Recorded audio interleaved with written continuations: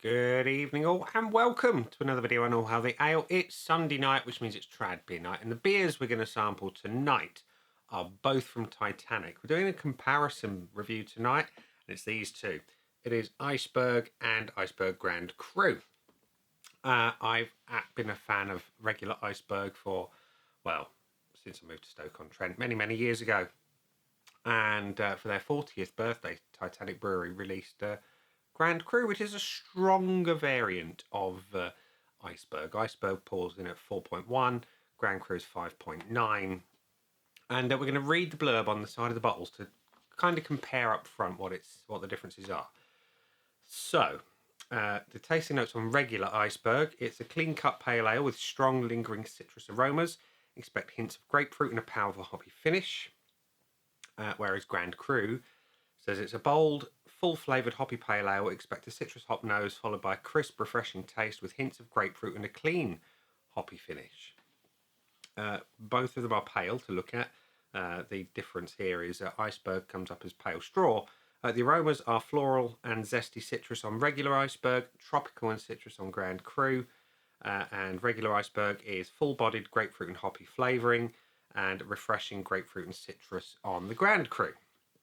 Now, Titanic, you rather handily have a little five hop scale for the bitterness, and regular Iceberg is 3.5 hops of bitterness, whereas Grand Cru is only 3. And they're both 2 out of 5 on your sweetness. Anyway, your hops are listed on both. In regular Iceberg, it's Waima, T45 Jester and Cascade, whereas the Grand Cru is Columbus, UK and US Cascade. And your malts are the same on both: Maris Otter, Pearl and Wheat. So we'll taste them and see which one I prefer. We've got 2 Titanic pint glasses today. The old school one with the big label, the big logo even. That one is going to be the regular Iceberg, and the new school, more simple, streamlined logo, that one is going to be for the Grand Cru. And we're just going to award a point to which one I prefer. And then we're going to compare an interesting thing at the end: the cost. Because I think that is important, and it's not something I paid attention to when I first purchased Grand Cru. So we're going to open the regular Iceberg first of all, and we're going to pour that into this one, and it is pale. It's extra pale, and it's as clear as a bell, with a nice, slightly loose white head. That will do. Look at that. It's a pint of glory. And, well, it's nearest damn it, a pint. And the Grand Cru into the new glass, or the newer style, should I say. And this one is also pale, as we've seen. Also golden and clear. Too many bubbles on this glass for my liking, apologies. My days. That is embarrassing. Try and get rid of a few. So there we go. Right, that's the 2 beers in their respective glasses. They, to my eyes, are very subtly different. You might not spot it on camera, but I can here. The regular Iceberg, this one, has a little bit of haze in it that's not fridge haze. And there is a little extra colour in the Grand Cru. The heads are different. The heads on the Grand Cru is slightly looser. It's neck and neck as to which one I prefer. But as I often say, I like the colour. I like the depth of colour that implies a little bit more flavour. So we are going to give the point to Grand Cru. And the aromas are next. So we're going to start with, well, both of them actually. We're going to start with the loser from the last round, as if there's a loser in this one. There's not. Regular Iceberg. Hoppy, citrusy, malty. It's glorious. Biscuit malts all the way through. It's what it smells like, biscuity. I know there aren't any particular biscuit malts, but yeah, it smells lovely. Whereas the Grand Cru, Yeah, it is more tropical. Absolutely is. There's hints of stone fruit. It's slightly sweeter on the nose, less malty. And it's a matter of what you prefer at this point. I am a sucker for one of these beers. And I'm going to give the point to the regular Iceberg. So that makes it 1-1. And the body 4.1 versus 5.9. So you would expect the Grand Cru to have a slightly heavy body.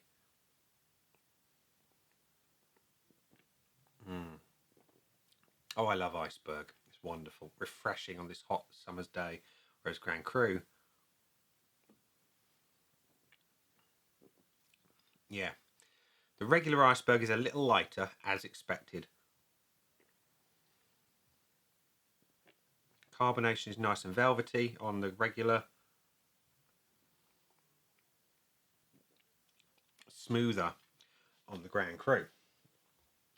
And that is really hard to call because they're both great. You know, they both fit nicely. You've got smoother carbonation on the Grand Cru, slightly heavier body, a little bit more velvety carbonation on the Iceberg. That one I'm going to call a score draw, so that makes it 2-2. And the taste, the single most important thing on any beer, right? Now, they are relatives. They are intended to be similar. But we're going to start with the OG.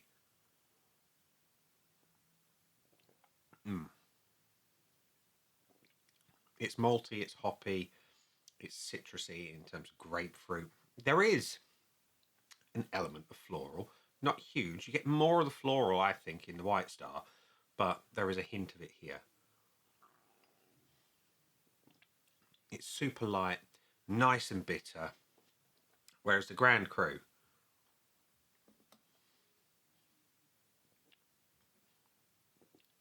it's got more of that tropical vibe. It's got a little stone fruit, a little pineapple, and less of the citrus. And it's again really a matter of what you prefer. If anything, Grand Cru's a little easier to drink, and it's bloody lovely. I cannot say that enough.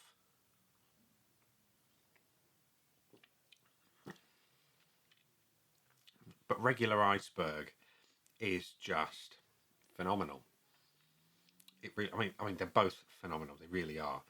But regular Iceberg, it's got that rose tinted glasses, that nostalgic hit. It's one of the first Titanic beers I ever had, and it's fantastic. It ticks all of my boxes. It's bitter, it's hoppy, it's long, and it's wonderful. And the Grand Cru is a more refined flavour. It's smoother, more tropical, not as bitter, understandably so. And I would say it's wider than the 0.5 point gap that the bitterness scale from Titanic gives it.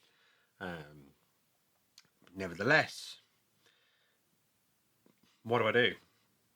I love them both for different reasons.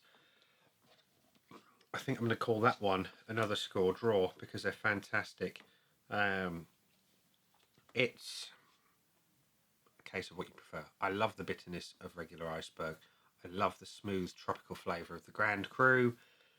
It's impossible for me to call a winner. Anyway, the finish, the only decider we can have. I like my pale ales and my IPAs bitter, hoppy, and long. Let's get that bit out of the way. So you would think it should be a dead cert for the regular Iceberg, which is hugely bitter. And I love the way the malt comes through. It shines. It's absolutely fantastic. It's an exceptional pale ale. Whereas the Grand Cru,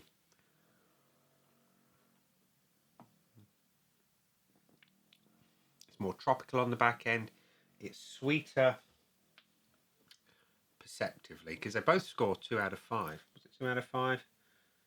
But I know they were the same. Yeah, 2 out of 5 on the sweetness. I would say Grand Cru tastes sweeter on the back end. And